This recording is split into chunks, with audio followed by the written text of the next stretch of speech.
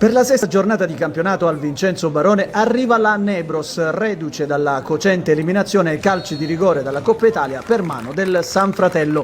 Il Modica invece è reduce da 3 vittorie consecutive tra campionato e Coppa, nelle quali l'11 di Filippo Raciti ha convinto per gioco e intensità.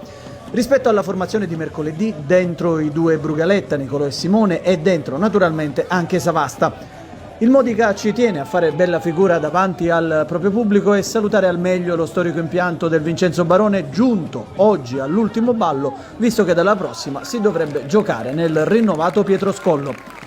Il primo squillo del match è del solito Alessio Asero, che supera un avversario, ne supera un altro, libera il destro, ma la palla finisce alta. Nei 18 minuti seguenti succede ben poco, con la Nebros che sembra in grado di controllare le sfuriate rossoblù.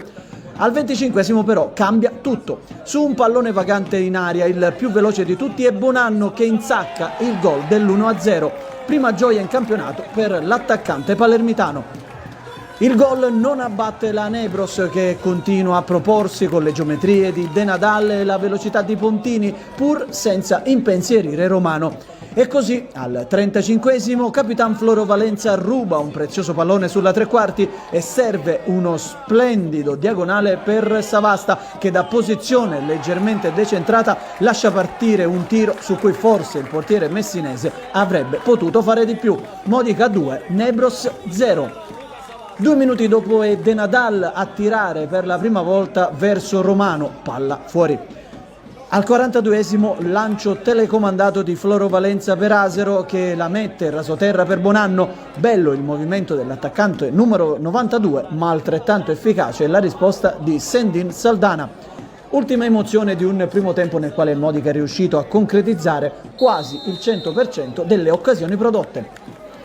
Nonostante il doppio svantaggio, la Nebros si ripresenta in campo con grande determinazione e riesce a mettere il Modica alle corde.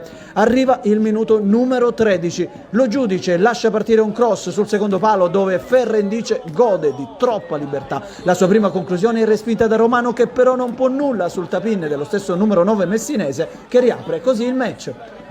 Il blackout della difesa del Modica dura solo 60 secondi, ma può costare tantissimo, perché un minuto dopo Sangaré commette un errore da matita blu, regalando palla allo giudice, che trova però davanti a sé un monumentale Romano. Il portiere argentino respinge in calcio d'angolo e rimane infortunato nello scontro con lo giudice. Superata la grande paura, il Modica si fa vedere al 32esimo con Incatasciato, che però apre troppo il piattone e manda fuori da buona posizione. Nonostante il forcing finale dei biancoverdi, sospiro di sollievo per i tifosi di casa, che esplodono al triplice fischio finale dopo ben 11 minuti di recupero. L'ultimo ballo, si diceva al Vincenzo Barone, si conclude con una vittoria, il modo migliore per onorare la memoria di quanti hanno reso questo luogo sacro nella memoria di generazioni di tifosi rossoblù.